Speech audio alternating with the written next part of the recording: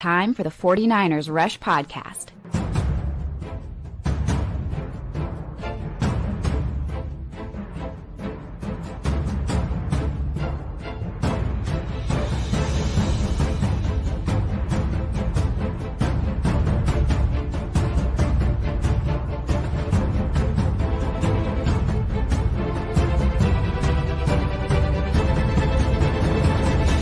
And here's your host, John Chapman. What is going on, faithful? Coming to you a little bit earlier than normal. Chapman's turning into a general contractor here soon. Our insurance finally came in on our Altadena house, and I appreciate everybody that keeps, asking about that. We ain't got the payment yet, but we can finally start work on that. So that's Chapman's doing stuff from out of town. I'm gonna have to go down to Southern California and get some stuff down there. But anyway, gotta go live here a little bit earlier today, but I'm so excited about today's show. We are going to focus on what is significant about the 49ers offensive identity with this outside zone, Kyle Shanahan scheme, Kubiak scheme, whatever you want to call it. And we're going to go position by position offensively to focus on who are perfect fits. And the easiest metric to do that analytically is run blocking grade, zone blocking grade. Like those two things, if you can get them, and it goes really across all positions, probably except for quarterback, but we're going to give you some quarterback answers too. This is what the 49ers have always kind of built around, and not even just the 49ers, the entire Shanahan tree. Even the defensive guys, whenever they leave, Robert Saleh, D'Amico Ryans, you can go on, whatever. They all carry this with them. So who are some of those guys that perhaps let's take our blinders, our bias off, which I have a lot. Obviously, I'm a Longhorn guy. We're going to talk about some Longhorns today. But just from an analytical grading scale, who are some of those offensive players that are just perfect fits offensively? And so that's kind of what we're going to be looking at today. Got some really good questions. And I woke up to, probably 20 Max Crosby questions. And I was like, man, what's going on? Like what caused the sudden influx of Max Crosby questions? And then I, jump over to Twitter and he's on there. I guess he was in town for the NBA All-Star weekend. It just talked about how he had one of the best times of his entire life here and how great the Bay was and the people. And he's just so thankful. So now everybody's, quote tweeting and whatever else. Oh, come to the Bay, come to the Bay, come to the Bay. That is interesting to say the least. Obviously, Max Crosby's incredible. I put him, I think that there's two top tiers of defensive or edge players. I think the first tier is Myles Garrett and TJ Watt. I think they're by themselves. I think that second tier has probably 5 to 6 players, however you want to put them. And again, Nick Bosa, Hendrickson, and Max Crosby. Like there's lots more that you could add into that. But those three guys, like I don't put them in that TJ Watt, Myles Garrett category, but they're right there below that. And is Max Crosby better than Nick Bosa? I don't think so. Personally, I would prefer to have Bosa, but Max Crosby is in the conversation. No doubt about it. Such a great dude, such a great guy. So like, and it's funny because the 49ers, I probably should have pulled this clip. I didn't even think about this till now.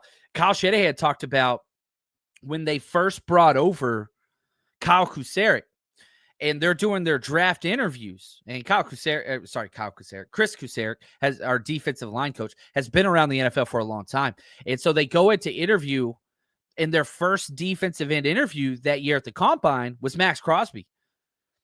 And Chris Kuceric just starts laying into this dude and just making fun of him, berating him, as so many teams do. I think those are horrible, whatever else.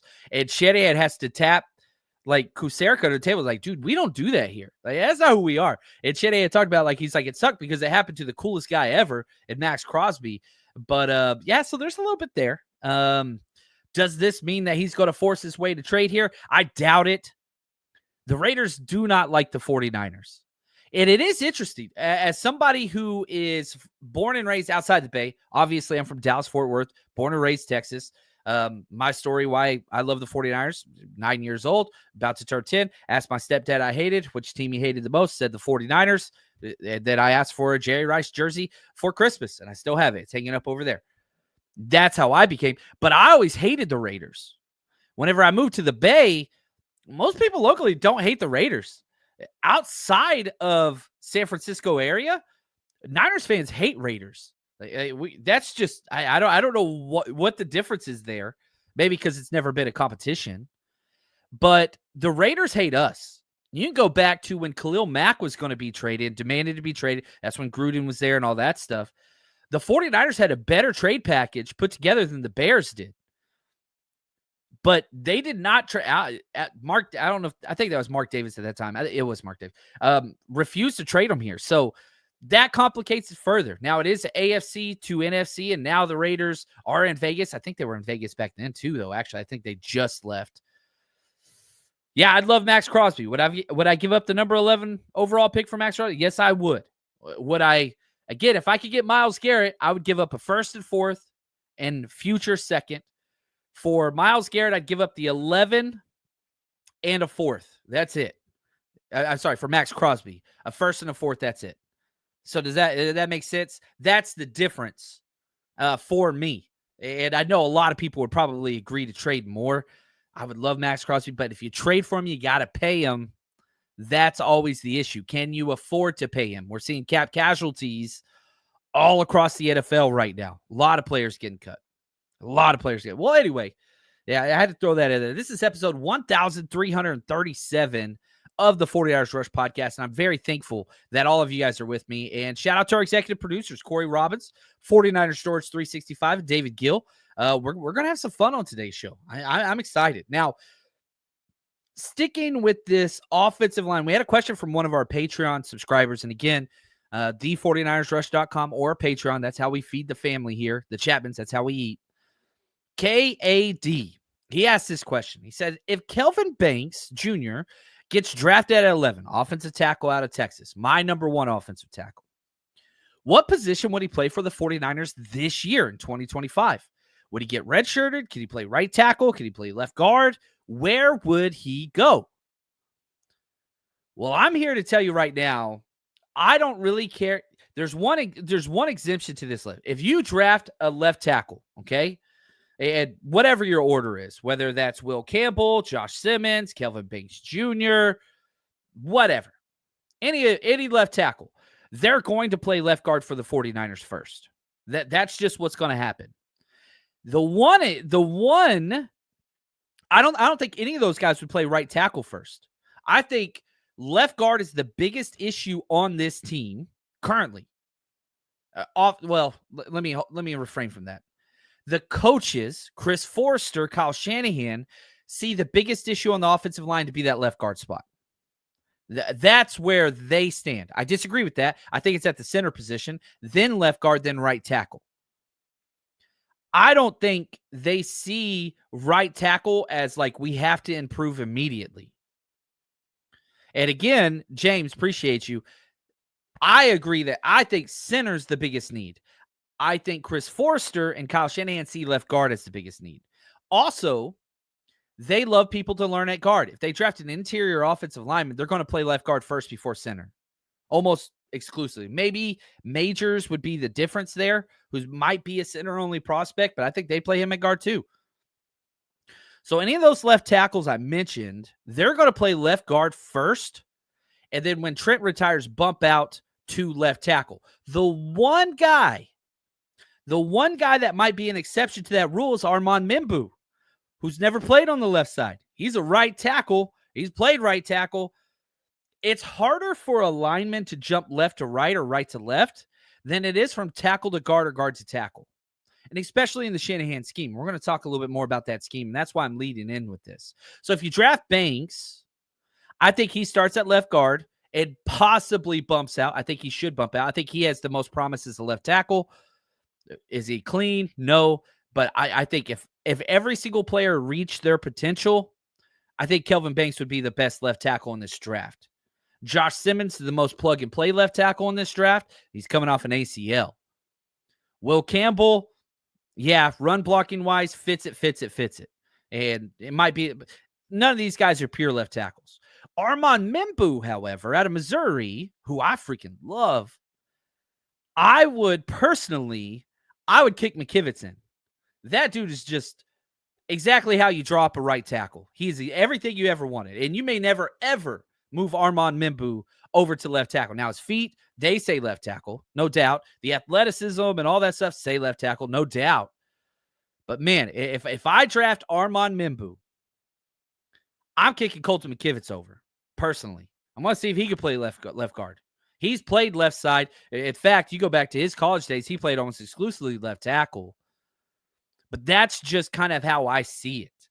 We're going to talk about this guy a little bit later. Wyatt Millam. I want to star that one. I'm going to come back to that one. Oscar, appreciate you guys. Oh, and I feel bad. I skipped all the CCs. That was my bad. I appreciate everybody, and I'm very thankful for everybody being in here. I don't know why I got a little bit off. It's a little too early, baby. Maybe it's a little too early. I've been up for a long time. Oscar, Jared Wilson, Jonah Monheim, Jake Minners at center stand out to me. All are maulers and quick off the snap. Well said. I think they all fit. Jake Majors, Jonah Monheim probably fit the best. Jared Wilson, little bit of a scheme transition, but his athleticism say yes. I would be happy with any of them. I have been screaming for the 49ers, as most of you have, to please God draft a new center. Please. And yeah, I would take any of these guys. Right here, Mike, I've heard other people say Banks has the highest ceiling, but is inconsistent. Yes. Inconsistent, but if you look at dominant plays, he's the guy. Like, the ceiling is off of the freaking charts. And he's played in our zone scheme. Texas probably runs the most. How do I say this? And I'm sure somebody could rebuttal. There's 120 plus college programs. I think Texas runs the most 49ers friendly scheme. Kyle Shanahan literally goes down there and coaches for a week every single year. But if you look at Kelvin Banks and you're like, well, inconsistent, 40 starts, 1 sack allowed this year, 1 sack allowed last year. Like, it's not like he's whiffing and whatever else. He needs some more polish, no doubt about that. But, you watch him against the best. Now, the Georgia game is the one that stands out. He struggled. Against Georgia. No, the first game. The second game, he was playing through an injury. Rolled an ankle. He stayed out there, played. Still wasn't that great. But you watch him against Michigan. That dude, him against Mason Graham in the run game, he won every single rep. It was only 6, but he won every single rep. He can do it all. He fits perfectly. Right here, who is the offensive line dude no one is talking about that the Niners might take at 11, says James. Tyler Booker, if they shouldn't do that. That's the left guard from Alabama. I think he's the safest player in this draft. And I think that he does go top 15. And you just draft that dude and plug him at guard. Is he as good as Quentin Nelson? No. But man, if you just want a solid double straight down the fairway so you can lay up on the green, whatever sports analogy you like, Tyler Booker, guard-only prospect. Oh, my gosh. If you're worried about missing out, just get Tyler Booker, and you're safe. It's big. Left guard's the biggest need. Again, from the 49ers view, I think left guard's the biggest need. You just draft that guy. You got Dominique Pooney. You got Tyler Booker. Your guards are set for a decade. Run game, awesome. Pass protection, awesome. I would not be upset. I wouldn't do it. But yeah, Tyler Booker would be that one that's do we draft guards that high? No.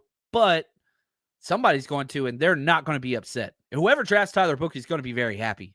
Yeah, he's going to get the 5th-year option picked up, and you're going to be happy. That's just, look, man, safe, reliable, golden. And it's in the trenches. I don't think Niners do it. Invader. McKivitz could probably play anywhere in spot duty on the offensive line, but can stick at either guard position. I just don't see Membu beating him out in camp for right tackle. I agree with that. I do agree with that. But man, again, this is where Chapman and the 49ers disagree. I think you need 3 improvements at the offensive line. Starts at center, then left guard, then right tackle, in that order. Bimbu's a perfect fit. But, man, we love those old dudes. Aaron, John, could any of these sitters play left guard for us first year? Yeah, I think every single one of them would. Can Banks play both tackles? Yeah, if you can play left tackle, you can almost always play right tackle. It's not the opposite, right? All squares are rectangles. Not all rectangles are squares. Left tackle is the question mark for athleticism, length, all those different things, because usually they're the ones that go up against speed rushers the most. Why? It's quote unquote the blind side. There's not that many left-handed quarterbacks. And in today's shotgun, pistol, whatever world, it's a little bit different. But whenever quarterback drops back and opens up, that's a right-handed quarterback, he can't see behind him. That's why you always put the guy on the left tackle spot. That's why that's there. So hopefully that makes sense. Oh, what's up, Sin? How are we doing? She says, John, coming with the education we need. Once a teacher, once an educator, always an educator. That's what's up. Xiao, he says, John, are you going to do all 7 rounds for the draft for us? Man, let me say this. We are currently looking for a draft venue for a draft party for day 1 and day 2. Probably not going to do day 3. That's a lot. I've done days 1 and day 2 in the past. I'd like to continue that, but I want to do an in-person event in the Bay Area. And I'm willing to go as far as Sacramento. Last year was rough because we were looking at like bars and whatever else in the Bay Area, and like it was rough. Everybody wanted way too much money. And everybody was like, no, you can't have a mic system in here, and we do normal business. And it was just like, all right, I want that.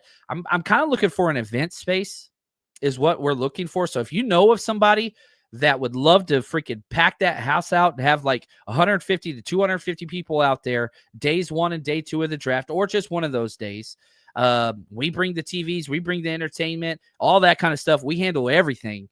They just open the doors to make money. It's simple. Have them reach out to us, or you email me, say, hey, check out this spot, 49ers Rush Podcast at gmail.com. I really want to do something in the Bay Area. We've struggled finding places that can fit as many people as we like. It will let us have the control that we like. And every spot always says the same thing. Like, oh, Niners fans always say they're going to bring all these people. And I'm like, well, we're a little bit different. So like, I get maybe you've been burned by Niners chapters or groups in the past. No. We're going to bring a ridiculous amount of people. So if you know anything about that, please, 49ers Rush Podcast at gmail.com. Please reach out to us. I would love that. All right, here we go. Let's get into this. Let's talk about the run game philosophy of the Shanahan scheme, why that's so important to how they target players, and the one time they didn't target players like that. And then let's carry that over into draft prospects. I'm going to give you 2 at every offensive position: quarterback, running back, tight end, interior offensive line, tackle, wide receiver, that I believe fit this scale. And on top of that, I'm going to give you the tools to find other guys that fit before you leave today. Okay. So, man, we're going full education here. We've got our rubric. We got our scope and sequence. Oh man, I hate every word that's coming out of my mouth right now. I'm the teacher that always hated all the staff development days. They're the least favorite days ever. Anyway, we'll take that for what we will. So let's look at this. Kyle Shanahan runs the Kubiak-Shanahan scheme, the outside zone. Now, they run inside zone too. We'll talk about that in a second. And if you don't know what these are, that's okay.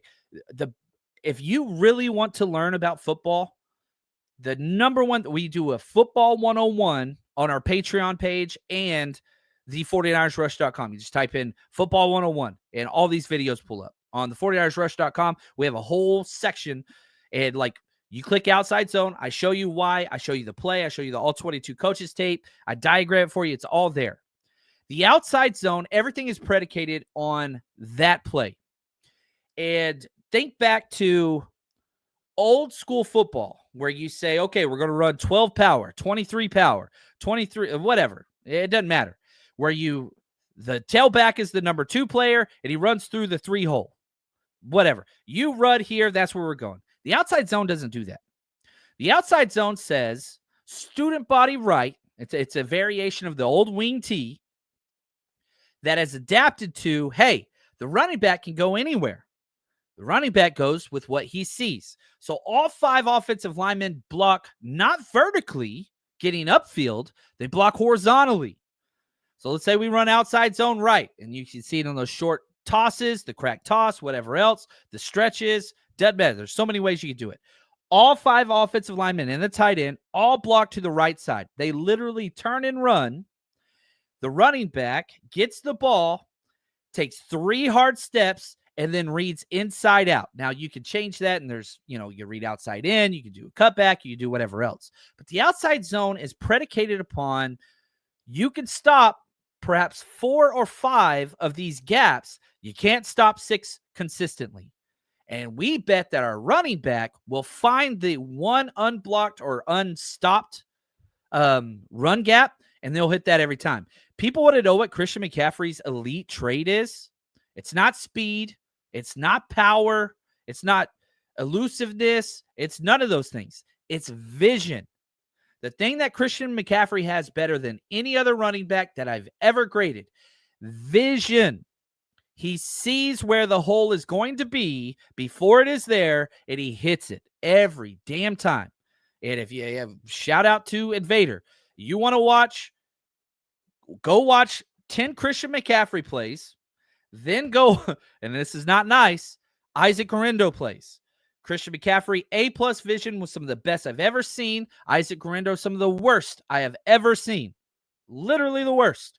Runs into his own players, misses the gap, misses the holes, misses all those things. Doesn't mean Isaac Guerrero's not great. Doesn't mean he's not going to be amazing.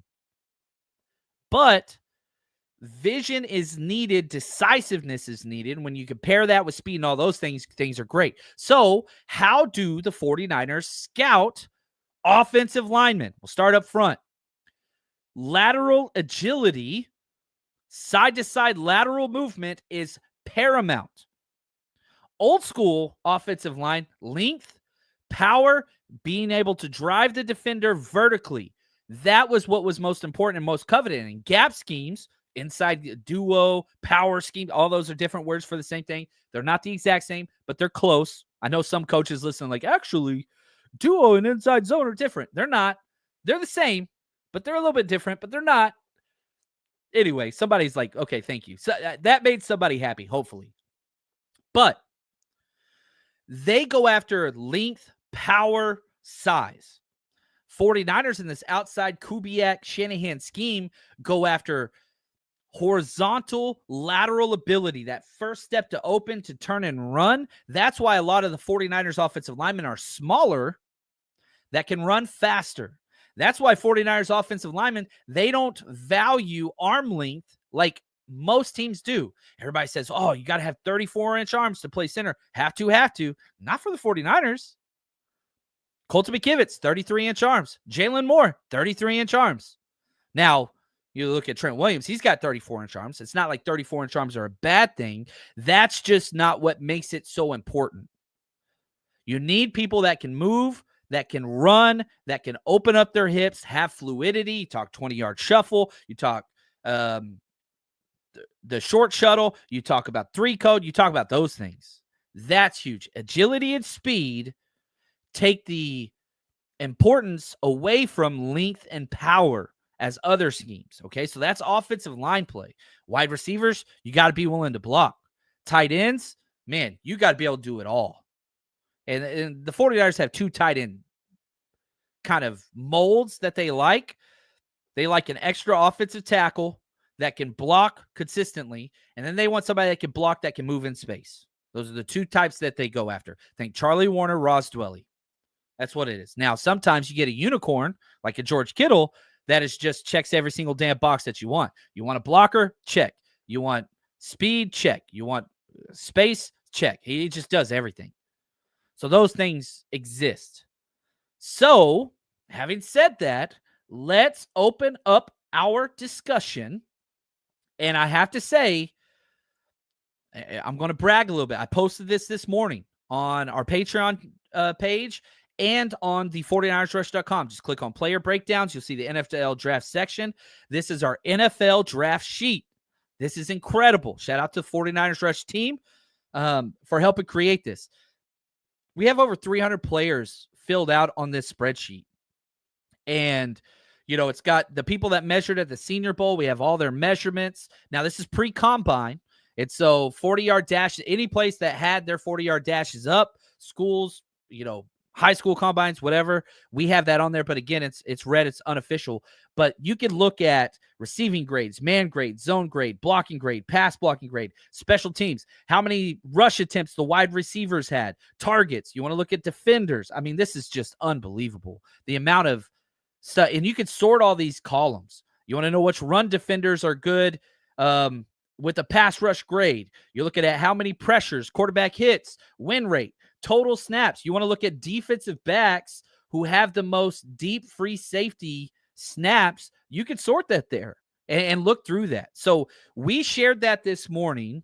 That's up to any level, whatever. So if you are supporting us, I want to say thank you. This is our pre-combine thing. So you just open that up and keep that open on the side of your computer. And whenever you're listening to a podcast or watching a show, just go to that position, filter it however you want to filter it, and say, yeah, actually, I'm not sure this guy fits, or actually, this is a perfect fit. There's a lot of – we create things for us, and this is awesome. Our draft book's going to be coming out. I wanted to get it out by this week. I'm not going to be able to share the first iteration of that this week. So I might come out post-combine with our first one and then our final one early April, so that you'll have at least 3 weeks, 2 to 3 weeks with that. So let's go through. Let's talk offensive tackles, okay? So we are sorting through just the run grades and guys that kind of fit that scheme that I was just talking about, right? This Shanahan-Kubiak kind of mold. And if you look at offensive tackles, the very first one with the highest run block grade for not only offensive tackles, but any offensive lineman, the first guy you're going to get is Charles Grant. Charles Grant from William and Mary, who he's got an 89.9 run blocking grade, 41 starts at left tackle. Now, you're talking William and Mary. Okay, I get it. I understand the level of competition. And you look at Charles Grant like he's a late round guy. But this is somebody. Oh, look at that. Invader. There we go. He says, I love Grant. Jedi. He says, man, I need one of those to read on the toilet. That's not disrespect. My name's John. It's welcomed here for that type of talk. But Charles Grant, athleticism, length, undersized, lean build, but 3-year starter, all-state wrestler. I mean, just, again, we talk lateral agility. We talk run blocking. We talk all those things. Dude just fits exactly from an analytical standpoint, from a raw watch the film standpoint. He just checks the box. Now, the second highest is a guy that we have mentioned many a times, and he's not going anywhere, ladies and gentlemen. That is offensive tackle Armand Membu, second highest graded run blocker from PFF. Now, is PFF the end-all, be-all? No, but it's the only site that judges every single play that they have ever taken on a snap-by-snap grade basis. And this dude comes out with an 87.6 run grade. There's a reason why Dane Brugler has him in his top 10. 29 starts at right tackle, run blocking, finish, getting to the second level. Most sound offensive lineman in this draft. I mean, he just fits everything. And so, we're talking about Charles Grant, who, needs to gain weight. That's a day 3 offensive tackle prospect that is a project that is going to need time. Whereas we're talking Armand Membu, dude, you just plug that dude in at right tackle. You plug him in at guard. That dude just, unbelievable. Like Armand Membu, if you take him at 11, you're not wrong. That's a good pick. Probably not what I would do, but it fits scheme. It fits need. It fits premium position. It makes Brock Purdy better. Man, I love it. I love it. I love it. I love it. He's awesome. Now, here we go, Buck. Says, have you looked at left tackle Wyatt Millum for West Virginia? Late second, maybe early third. Now, yes, I have. And he's our next player that we're going to talk about. If you go look at the arm length, which again, I said, the 49er scheme, arm length's not that big of a deal, right? It's not. But I'm trying to find them on here. Here we go. I'm going to share this again. I have filtered our thing by arm length. These are just Senior Bowl measurements. We don't have the combine yet, but Wyatt Millum has a 32-inch arm. He has a full inch and a half shorter arms almost than Colton McKivitz does. Like this dude, I love Wyatt Millum's tape, and he played very well. A lot of people said that he dominated Abdul Carter. I didn't see that. I went through and watched the tape twice. I was like, what did I miss? He did very well against him. Wyatt Millum is a guard-only prospect. And again, just to kind of back that up, when Wyatt Millum was at the Senior Bowl, dude just played interior only. Now, 89.7 run blocking grade. Hell yes. Dude is a beast. But could he play tackle if he had to? If the 49ers have 3 left tackles injured again, like we had last year, yeah, you could put him there. That's not his place. His place is going to be kind of, yeah, so, right here, Vader. So what you're saying, John, is Millum has T-Rex arms. He sure as hell does. But, man, his tape is clean. I think he falls pretty far. I think he goes 3rd, 4th round because the tape is great. But, man, those measurables are rough. And even in a Shanahan scheme that doesn't put the impetus on arm length, he's bad for that. You know what I mean? So, like, I'm not a measurables guy. I don't think Shanahan or the 49ers are measurables guys. But at some point, man, you get docked. If he had 33-inch arms, all right. 32, you're an interior guy only. Could he play center? Oh, all right. Now you got some added versatility there.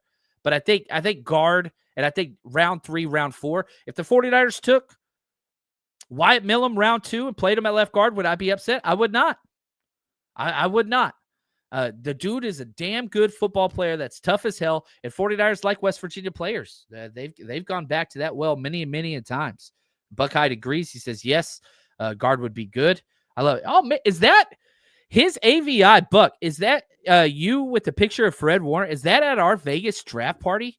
Your AVI? I think it's small on my screen. Buck, yeah, I'm curious if that was at our. I think it is. I don't know. I'm going to wait to hear back from you on that one. But, man, that AVI is cool. Picture with Fred Warner. How cool is that, man? That is awesome. So, we've got a lot more. One more, interior offensive lineman. And this is a guy that is getting a whole lot of the press coverage and everything else. And that's Gray Zabel, North Dakota State. And again, I just went the top 2 players on my run blocking, zone blocking list. This is not me saying, oh, let's talk about these guys. No. That chart that I showed, this is just me filtering it with the best run blocking, zone blocking grade that fit the 49ers. And these are the guys. Gray Zabel is him. Gray Zabel, North Dakota State. He has an 86.5 run blocking, but he played all left tackle. Not all left tackle. Listen to Gray Zabel. 14 starts at left tackle, 17 starts at right tackle, 6 starts at left guard. He comes in. If you draft Gray Zabel, you probably got to give him the 2nd round, pick 43. Starts left guard, kicks to center. Oh, he's so freaking good. Oh, there we go, Buck. He says, yes, that was in Vegas. That's what's up, man. I'm that got me excited. I ain't going to lie. That got me excited. I love the fact. It's funny, whenever we have these players out at our events, which is always so cool, I don't even talk to them.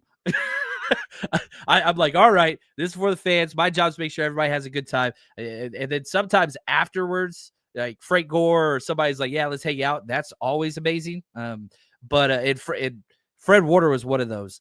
But man, that picture makes me really happy, man. Thank you, Buck. I appreciate you sharing that. Now, if you guys want to bet the draft or anything, NBA, NHL, whatever, you know where you got to go.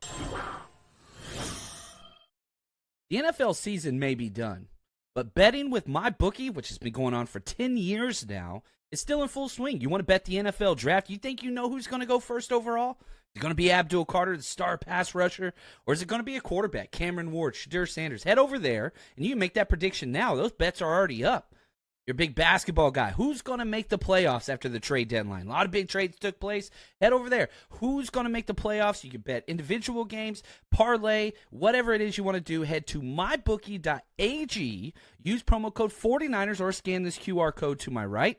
And you will get 50% deposit bonus on your very first deposit. And they have everything, whether you want to do casino bets, live casinos, lotto racing, you name it. Bet anything, anytime, anywhere with MyBookie. All right, let's keep this train a-rolling. Let's talk some tight ends. Tight end, I think you need two. Probably one vet, one draft pick. But with this tight end draft class, to say that it is elite is an understatement.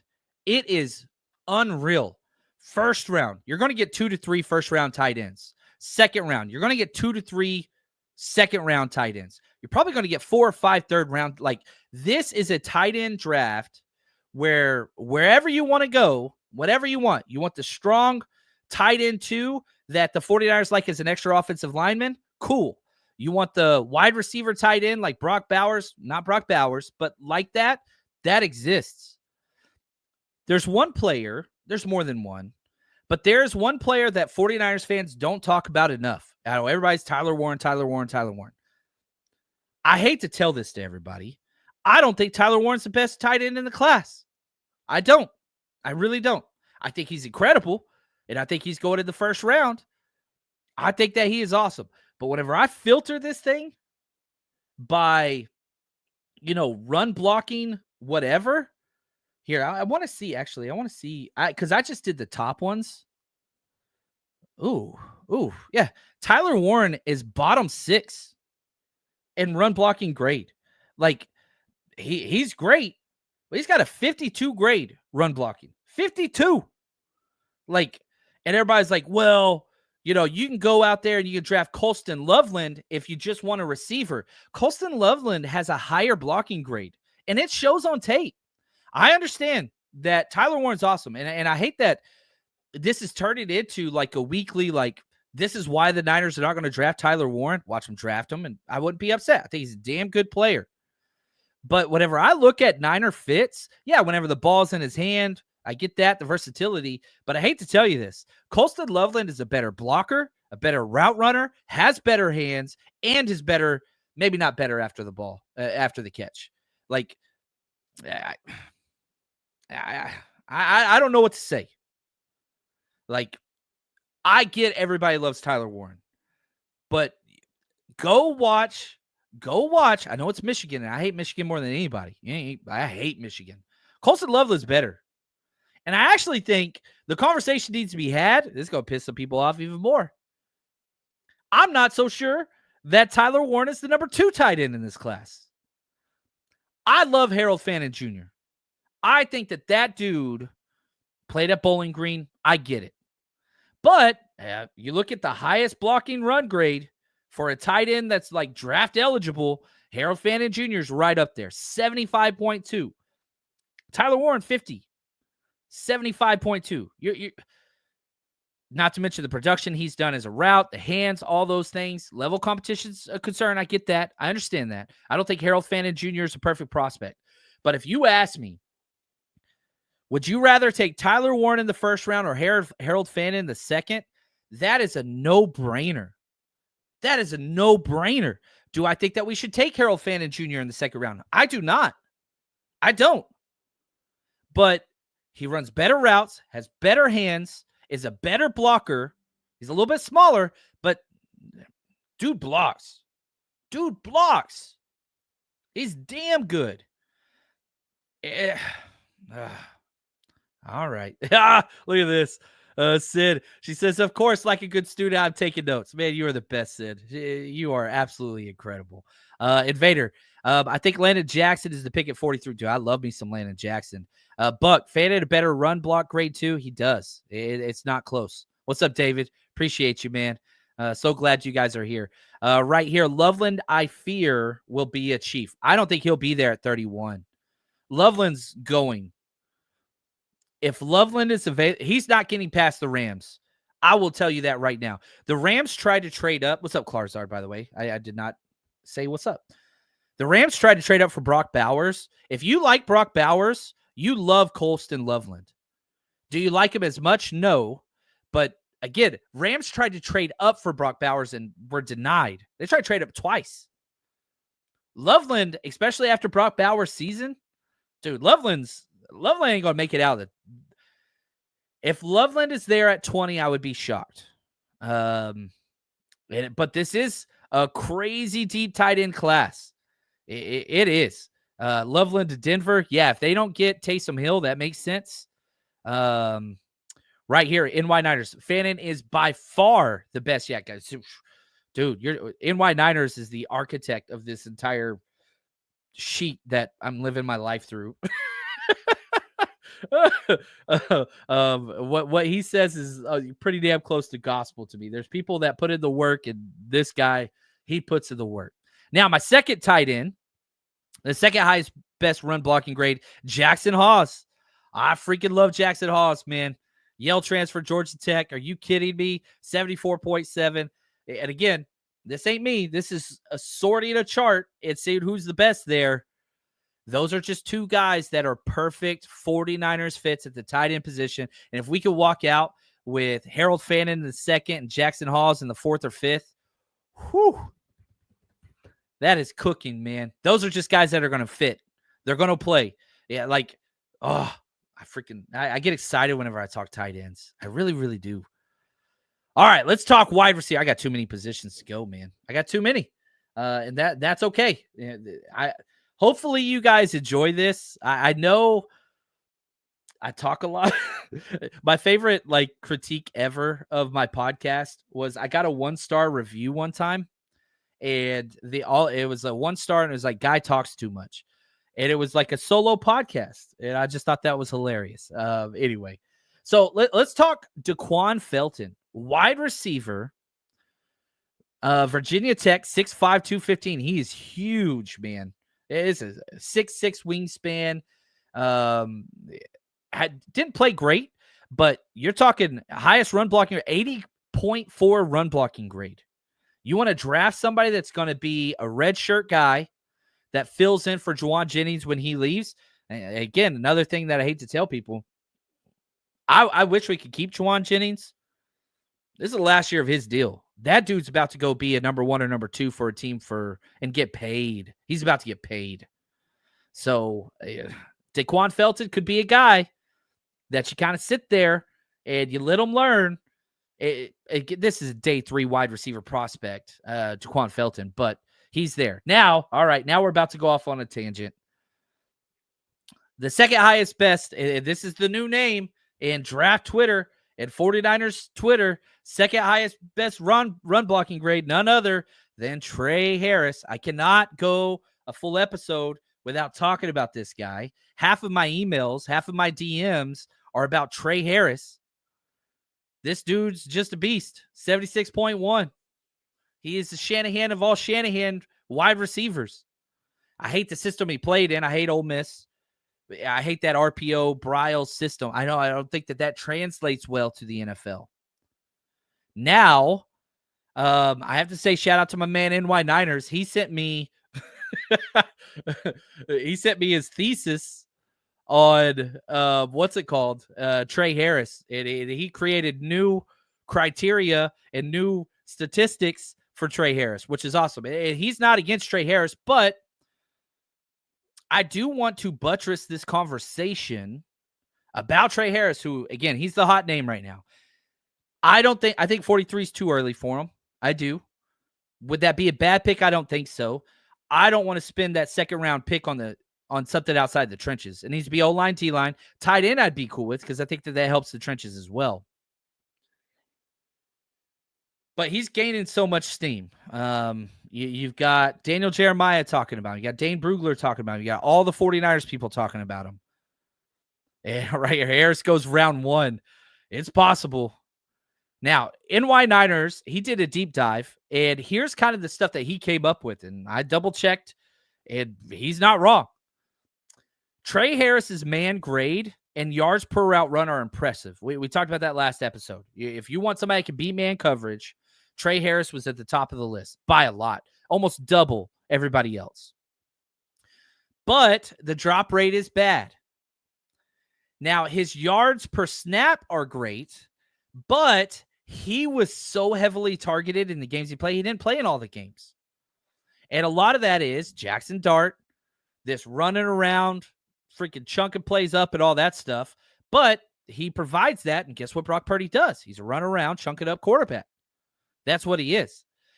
But if you jump past the yards per snap to yards per target, he's no longer the outlier. He's still great, but he's not like the best wide receiver ever. So NY Niners came up with this T2S, targets to snap, and he charted this out. It's incredible. Trey Harris, he still dominates, but he gets targeted so much whenever he plays. It kind of skews it to this might be the best wide receiver ever to, okay, now he's one of the pack. And if we stick to that targets to snap, whatever, there's 2 other wide receivers that jump out. Pat Bryant, who I don't want to dive into super right now, Illinois, great. I like him a lot. But NY Niners, he did the work, so I'm going with it. Elijah Badger out of Florida, another Gator guy.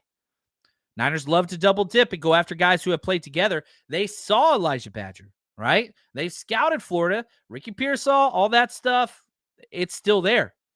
Doesn't get talked about a lot. 6'1", 192. Now, he's ranked low. He's a day 3 guy. But guess what? Look at his drop rate. 0. Dude didn't drop one pass this year. Hands are great. And you have to keep in mind, he has the same terrible quarterback that Quinn Mertz, Florida. He's awful. I hated doing Ricky Pearsall tape last year because the quarterback was just god-awful. Now, we got another guy, Quinn Mertz. He might get drafted. Like, I would not draft him. I removed him from the draft book because I was just like, I ain't watching film on this guy. He's so erratic. But had 69 targets from a terrible QB. I'm choking over here. The only downside that I could find on Elijah Badger is his run blocking grades 48.1. That's low. Now, it's a wide receiver, and he's pretty close to Tyler Warren, who everybody keeps telling me we should take with the 11th pick. So if Tyler Warren could go at 11 with a 52 blocking grade, why can't Elijah Badger go in the 5th round with a 48.1 run blocking grade? I don't know. Y'all tell me. Hopefully I didn't upset anybody right there. But, man, I guess, how do I be honest? I think the Tyler Warren thing upsets me because he had that awesome game. I think it was the Big Ten championship or one of the first playoff games, and everybody just fell in love with him right there. And rightfully so. The dude's going to be a baller. I'm not saying, like, I would not be shocked if he's an all-pro player. But I'm just like, man, why don't we talk about some of these other tight ends that could do more?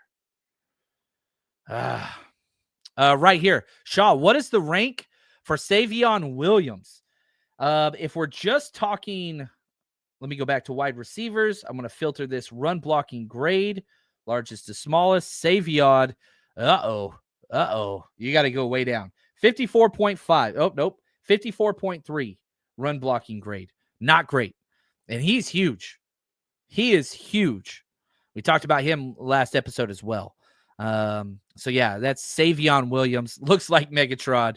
No doubt about that. But doesn't run clean routes. Drops the ball like crazy. Versatile as all get out. But, yeah, somebody's going to take him early for sure. Yeah, he's damn good.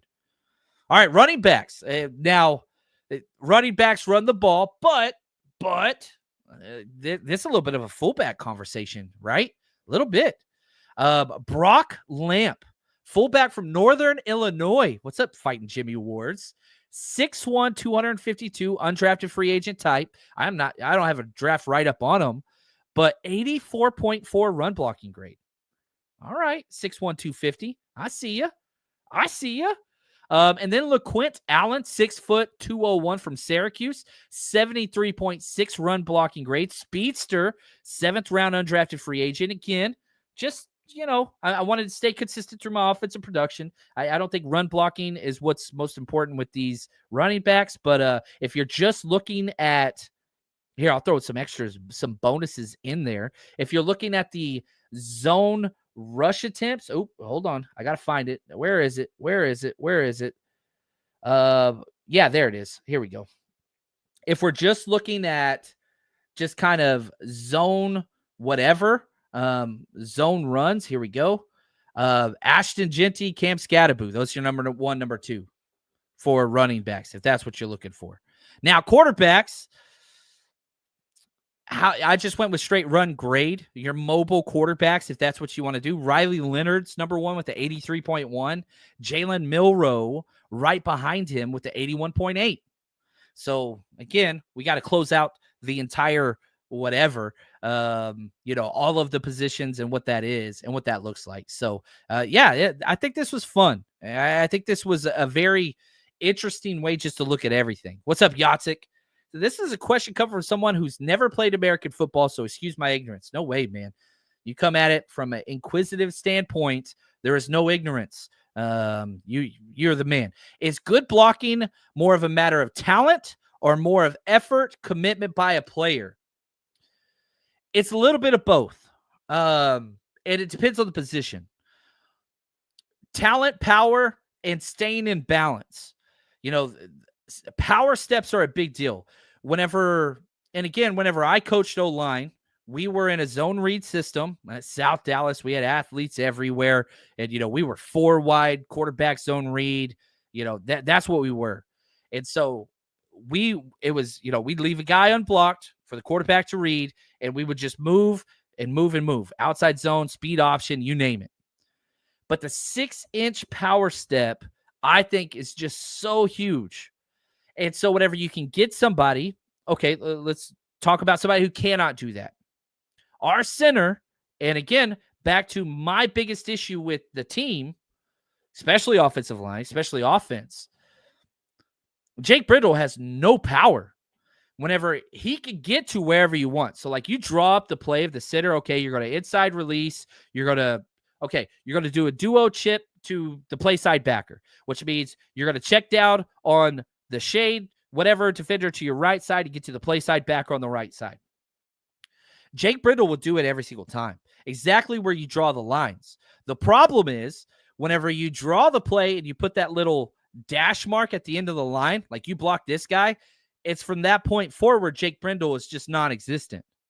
He'll get there, make contact, and fall down, stop, turn around, and watch. He has no power whatsoever. And I talked about how in this scheme,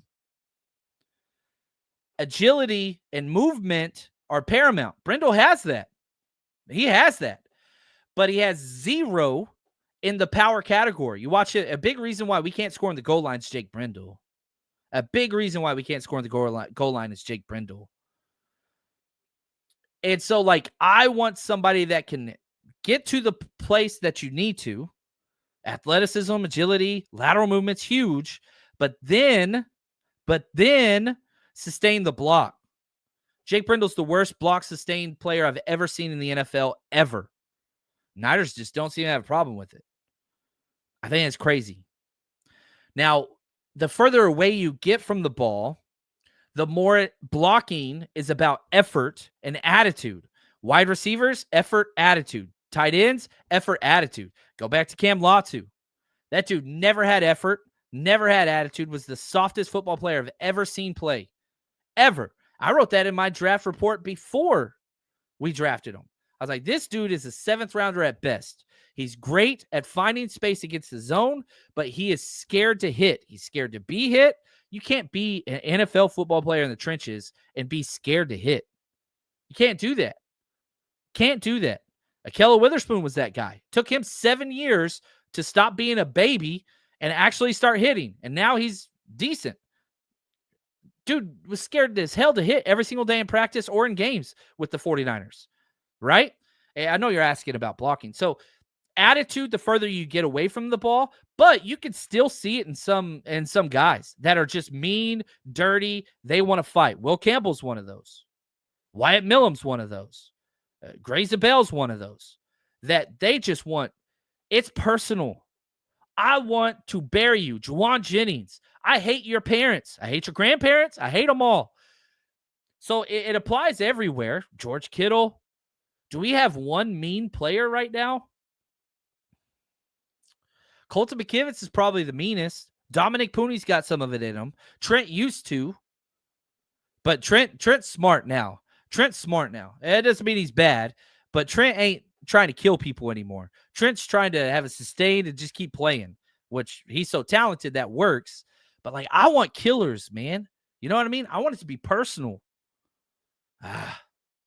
Anyway, Sid, thank you so much. I detest laziness in any profession. My least favorite thing that I could think of that's like, so if you say laziness, mine's entitlement as a coach, teacher, parent, foster parent, adopted parent. Entitlement, I freaking get that shit out. I'd rather a kid, I can't handle that. I don't know. I just go level 10 on that stuff. And some of that's, Jake Brindle's entitled. He plays entitled. It's there. He stops in the middle of the play and turns around and watches his teammates get hit, fumble. Don't go for it. Game's over. Who cares? Getting blown out in the fourth quarter, and we're not making the playoffs. Who cares? The dude just watches it. So you call that laziness, entitlement, soft, pansy. Like, man, back playing, just being a football player, right? Dude, Oklahoma drill first day of pads should have been illegal. Oh, I couldn't sleep. I'd wake up in the morning and I'd put on NFL films, the NFL hits, the VHS tape. And we had, especially like my junior, senior year, we had like 30 minutes off before practice where we were supposed to go eat. And all my friends would come to my house and we watch NFL films and then we go to practice. You know what I mean? It's just like, hell yeah. But as a coach and as a player, first day of pads, you get out there, and there's always somebody that you can just tell this ain't the place for them. And you can't tell them that. You can't say, hey, if this ain't for you, don't do it. Instead, what do? They're shaking, and they're all scared, and they just gingerly walk up to the Oklahoma drill. And those are the guys that got hurt every damn time. Every damn time. Those are the guys. Timid players get hurt. But, man, I want dogs. I want going out there like a pack of crazed dogs. Channeling my Lawrence Taylor right there. Man. Sen, thank you. Laziness is one of the byproducts of entitlement. Man, dude, Sen, you're the best. Anyway, get me all pumped up, man. I'm ready to go. I'm ready to hit something. And hopefully today you walk away with, dude, that's a lot of targets. We went over about 13, 14 names that I think fit what we do at all these different offensive positions. And, man, if you want nastiness, I'm going to have to we do traits on our draft book, right? Like experience, versatility, speed, toughness. I need to add one that's like nastiness or something. I don't know. If you could think of something that just measures like how much of a dog a player is, like a Juwan Jennings factor. Like that's something that I want to, because toughness is, toughness is awesome. Ricky Pearsall is a 10 on toughness. Dude got shot, kept playing. He'll go over the middle and get destroyed all the time. He ain't going to hesitate. But, like, he ain't nasty. He ain't, suplexing players or blocking. Like, he's tough. I don't know. Yeah, Greenlaw has it in spades. Juwan Jennings has it in spades. There's guy. I don't know what to call that.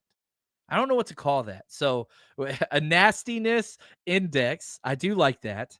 I want somebody that wants to freaking kill somebody out there on the field. Chapman preaching gospel out there too. I get pumped up thinking about this. Landon Jackson, he's got it. Anyway, woosah, woosah. Yeah, when you're on the field, it's okay to be crazy. I tell my players this all the time. Now we're going back into the building. Now you got to calm it down. Don't bring this anger and whatever. You take that out on the field. I don't want you getting in fights in there, whatever else. So that's what we're going to do. You guys go into work. We're going about our day. Woosah. Focus on your breathing. Don't do no Oklahoma drill on Karen. 49ers rush got me pumped up. Anyway, true grit. I like grit. Y'all email me if you think of something. What can be that nastiness factor? That doesn't sound so terrible. I don't want to say that over and over again. Anyway, you guys are the best. Hopefully you enjoyed this show. Join me tomorrow for the John and Wayne show. That's going to be at 10 a.m. That's going to be a lot of fun. And then moving on, just want to put this out there. I'm going to have to head down to Southern California, work on the Altadena place and all that stuff and get things set up down there. So might miss a couple of days. I'm going to try to record on the road and all that stuff. But anyway, just want to kind of let you guys be aware of that. But you are the best. And until next time, stay strong, faith.